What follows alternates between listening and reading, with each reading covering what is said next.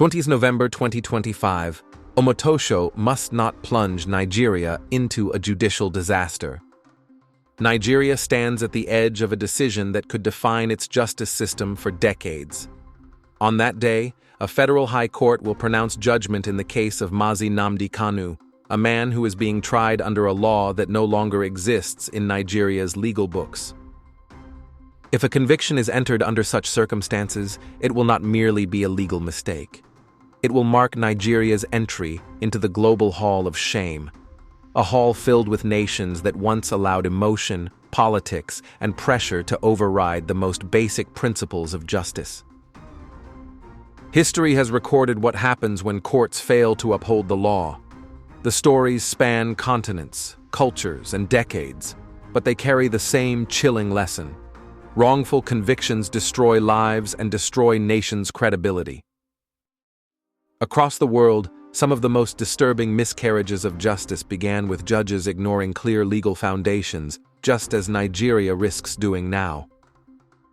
Consider the Central Park Five in the United States, 5 teenagers dragged through national humiliation, convicted on false confessions, and imprisoned for crimes they never committed. Years later, the truth emerged, but the damage had already been done. Broken families, ruined childhoods, and a justice system disgraced before the world. Look at the Birmingham Six in the United Kingdom, men sentenced to life for bombings they did not commit. Their convictions were later exposed as the result of forged evidence and suppressed truth. It took 16 long years, but the British courts eventually could not bury that mistake.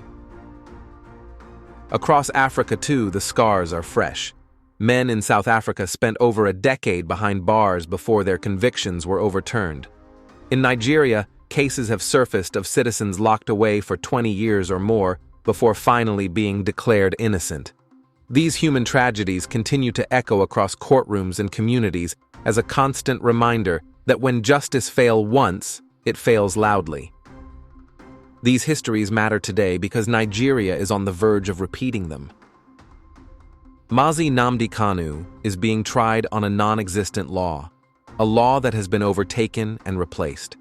No functioning democracy convicts a citizen under a dead statute. No credible court sentences a man for an offense that does not exist in a valid written law. Yet that is exactly the precipice Nigeria now stands upon. If the court delivers a conviction on November 20th, it will not be Kanu alone who faces judgment. The Nigerian judiciary itself will stand condemned. A wrongful conviction under a repealed law will become a textbook global example of judicial failure, taught in universities, cited by human rights groups, and remembered by history as the moment Nigeria abandoned its own constitution. Beyond the courtroom, the consequences will be deep and lasting. Public trust in the judiciary that is already fragile will collapse further. Communities will conclude that the courts serve power, not justice. International observers will further question whether Nigeria respects the rule of law. Investors will read the verdict as a warning that legal certainty cannot be guaranteed. The moral stain of condemning a man under a non-existent law will haunt the country for generations. The world has shown us repeatedly that wrongful convictions do not end in the courtroom. They continue in the silent years that follow in broken spirits, shattered families and reputations, and the heavy shame carried by nations that failed to act when it mattered most.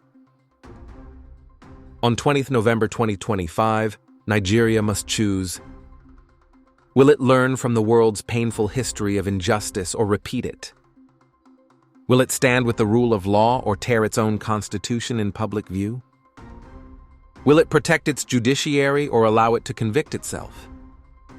If Nigeria convicts Mazi Nnamdi Kanu under a non-existing law, the verdict will not merely imprison a man.